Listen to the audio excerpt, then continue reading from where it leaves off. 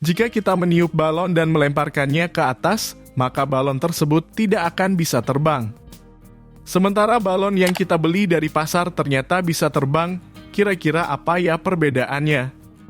Mengapa kedua balon tersebut berbeda? Saat meniup balon, udara yang masuk ke dalam balon itu adalah karbon dioksida dan uap air. Sehingga balon akan lebih berat.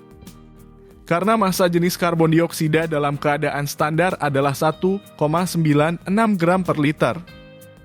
Sedangkan udara di sekitar terdiri dari 80% gas nitrogen dan 20% oksigen, apabila dirata-ratakan massa jenis udara adalah 1,25 gram per liter. Ternyata balon yang bisa terbang berbeda jenis dengan balon yang ditiup oleh manusia. Balon yang bisa terbang tersebut adalah balon yang diisi dengan gas helium, di mana massa jenis gas helium lebih ringan dibandingkan dengan massa jenis udara di bumi. Helium 0,1786 gram per liter dalam keadaan standar.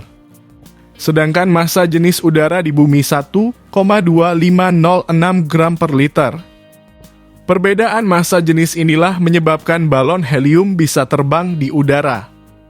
Hal yang sama terjadi juga pada air dan minyak. Jika disatukan dalam wadah yang sama, minyak akan selalu naik ke atas permukaan. Ini karena massa jenis minyak lebih kecil daripada air. Helium adalah gas teringan nomor 2 sesudah gas hidrogen. Lalu mengapa balon udara tidak menggunakan gas hidrogen? Jawabannya karena gas hidrogen termasuk gas yang sangat mudah meledak dan terbakar sehingga penggunaannya sangat berbahaya. Massa jenis benda adalah perbandingan antara massa suatu benda dengan volumenya. Massa jenis benda menunjukkan tingkat kerapatan molekul benda tersebut. Massa jenis merupakan ciri khas dari suatu benda. Setiap zat memiliki massa jenis yang berbeda-beda. Pada balon helium, setidaknya ada dua gaya yang bekerja. Gaya apung, memiliki arah ke atas, terjadi karena massa jenis udara di dalam balon lebih kecil daripada udara di sekitarnya.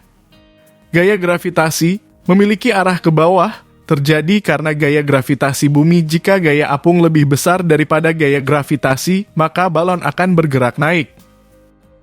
Hal ini sesuai dengan hukum Archimedes, yaitu suatu benda yang dicelupkan sebagian atau seluruhnya ke dalam fluida akan mengalami gaya ke atas yang besarnya sama dengan berat fluida yang dipindahkan oleh benda tersebut. Fluida yang dimaksud adalah benda yang bisa mengalir termasuk zat cair dan udara.